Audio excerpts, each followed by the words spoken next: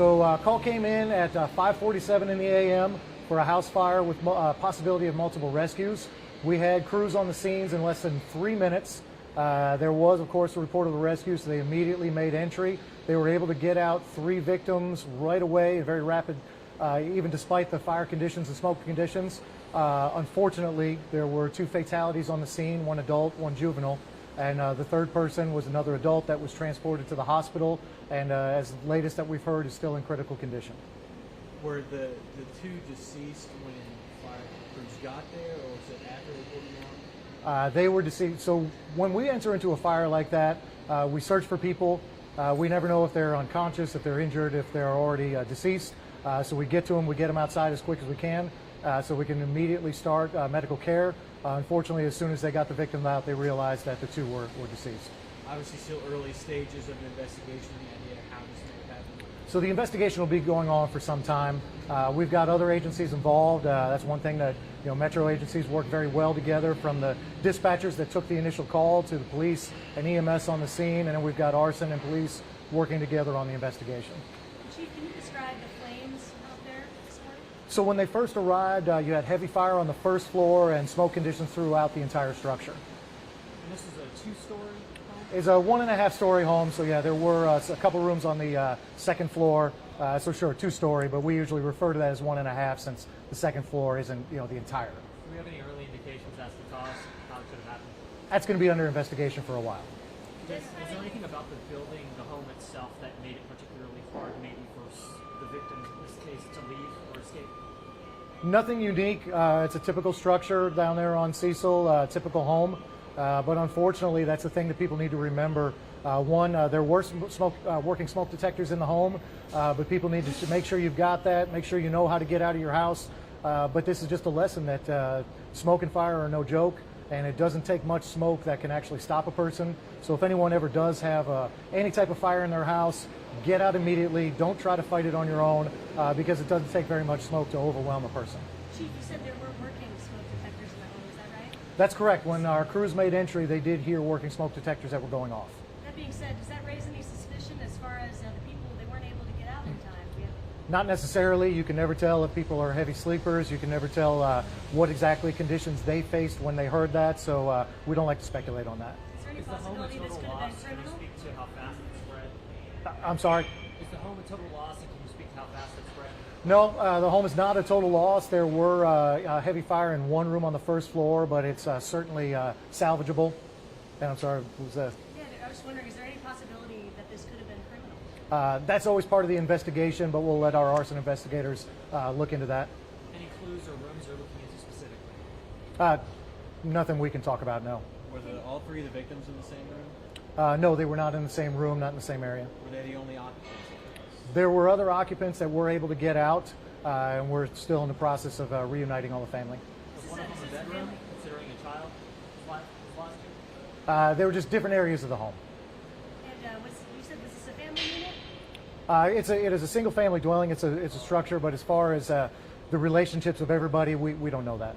Conditions this time of year, the rain this morning, how much did that potentially impact or worsen the situation? Not really. Our firefighters are trained and prepared to deal with anything, whether it's rain, snow, sleet, or whatever. Like I said, they were on scene in less than 3 minutes. Meaning, like, conditions weren't like dry coming into today, that might have impacted. The fire was on the interior, so. I know that a situation like this can be really hard on you all. You have to respond to situations like this constantly. You've got 2 people dead, including a kid. How is this impacting firefighters in your department? It's always very difficult. Our firefighters are forced to face all the ugliness that can happen, all the tragedies, and it's something that they have to carry with them. But on that note, we actually have training going on today and tomorrow for our members to get a peer support group up and running, so that we can not only kind of point people in the right direction to seek that mental health that they might need, but they can reach out to one another. So we have some trained firefighters that can help make that first conversation and push them towards the mental health help that they might need. Coming from an incident like this, any advice you have to folks specifically when it comes to preventative measures? It's easy to just say have a smoke to do, but anything more that you can offer for folks listening? So as a general rule, there's nothing specific to this one incident, but just as a general rule, always have working smoke detectors. Make sure you know the ways out of your home. Have at least 2 ways to exit a home in case one of them is blocked by heat or fire.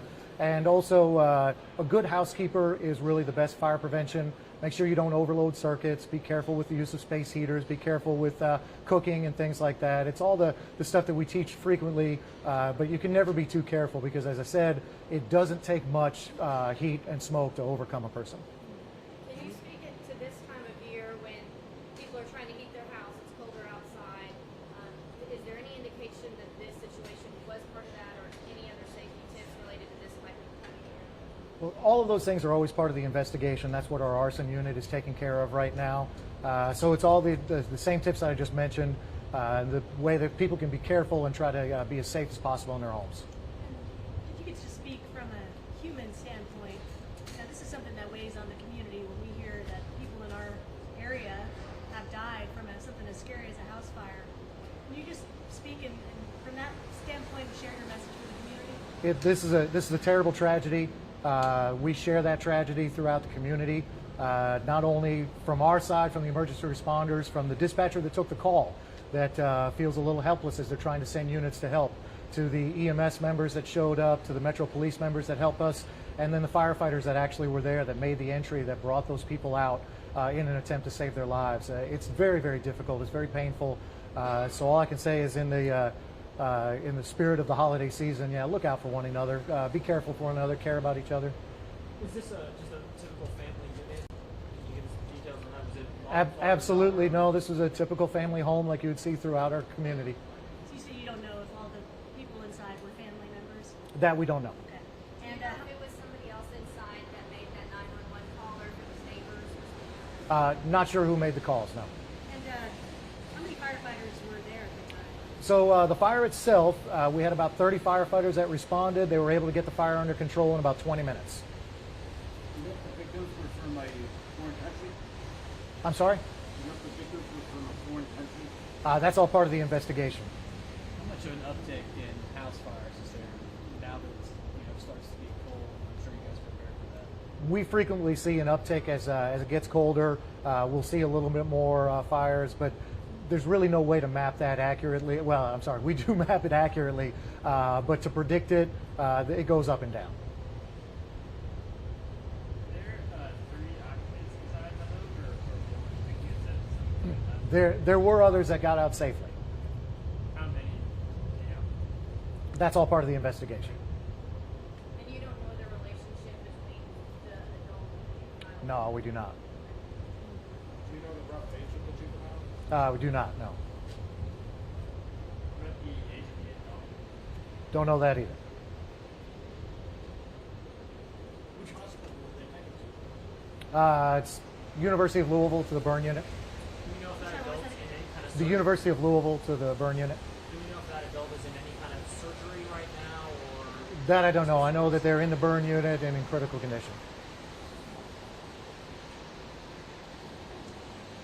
And just one more quick question, unless anybody else has any. This particular area, have you noticed any other recent fires in the area or anything?